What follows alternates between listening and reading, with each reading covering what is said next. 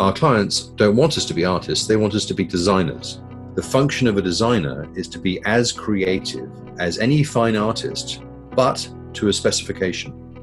And trying to work out what that specification is can sometimes be very difficult because some artists don't really know what they want. And we have to try and help them and guide them and eke out what it is that they think of aesthetically.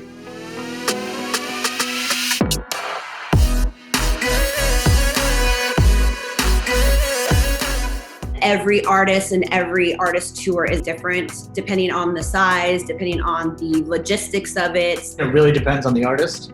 Some are super focused on what they want and have a very specific idea, but it's about collaborating and really refining what they're going after. And they come to us sometimes a year and a half or 2 years ahead of time, depending on the scope.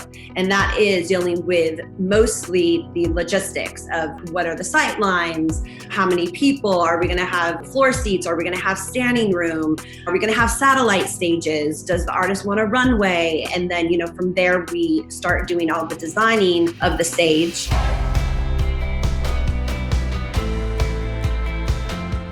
The preview is essentially building the show in a computer model. You build all the assets in a 3D space and you basically stick it in some sort of video game-based engine that really lets you manipulate it as though they were real lights.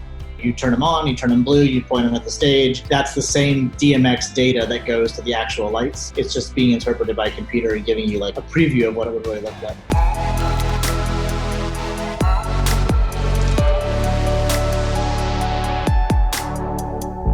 Once we've locked in that design, then it's starting to bring in all the vendors and working with them on costs and how many trucks and how does this break down and how many hours does it take.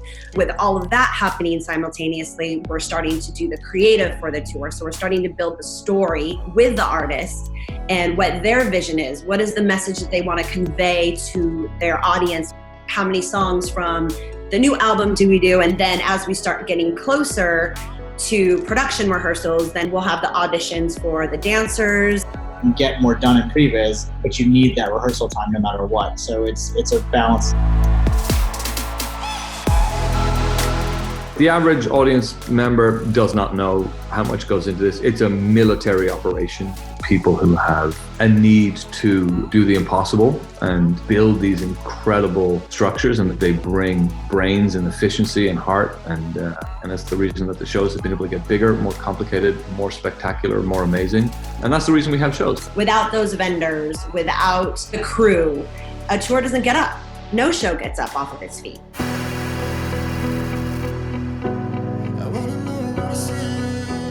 We were in Coachella rehearsals, we were in major summer touring rehearsals. It was very much the most busy time of the year that it could have been in, and it all just kind of switched off.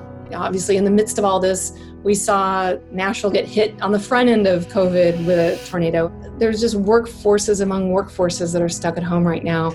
The vendor, I'm like holding my heart right now just because my heart's with them all right now, as they're all just on ice, and I think about them every day. Financially, it's definitely been hard for a long time for, unfortunately, a lot of people, not just in our industry, but certainly those affected the most. So anything like a Crew Nation, a support structure, something that people can really rely on is going to be essential from here on out. And even now, in this time of COVID, all right, live music is dead for now. We all know it's going to come back, and when it does, it's going to come back with a vengeance. Some people are looking at this as a creative renaissance in a way, because it does push you to push the boundaries of creativity and push the boundaries of technology. The show must go on. And now we're just like, okay, let's start working on all of those ideas and those designs that we didn't have time to do before.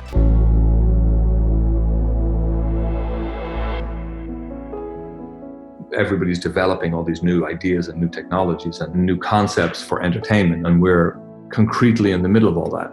We're in a resilient and resourceful industry. We're more resilient than I think we even realize ourselves. It's all going to be fine. It's just going to be a little different for a while. So it's really emotionally beautiful to see Live Nation take such an initiative like Crew Nation for the tens of thousands of people who work without praise, without fame, behind the curtain, in the dark, in the dirt, and to look after them like this is something that I wanted to use this very public forum to thank them and to speak on behalf of those who don't have this public forum for their humanity and their generosity.